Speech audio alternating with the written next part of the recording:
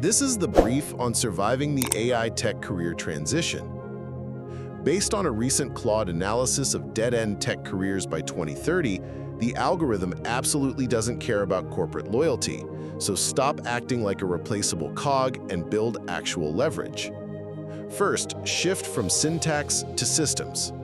Look, stop memorizing JavaScript syntax or just hyper-specializing in front end. AI models can write perfect boilerplate code in seconds. Your new value is becoming an AI-assisted generalist who autonomously wires the front end, back end, and databases together. It's kind of like construction. Stop competing as the fastest bricklayer when bots work for free, and instead become the general contractor, overseeing the entire blueprint.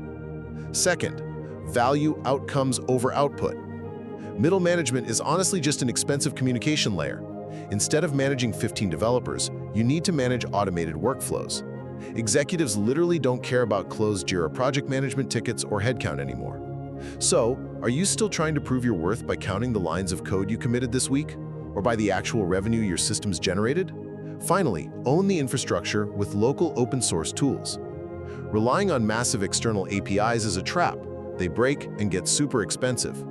You've got to master open source tools like Ollama for running models and NN for automation so you can run everything locally on your own hardware. Throwing AWS cloud credits at a problem is lazy. True power is owning your data pipeline.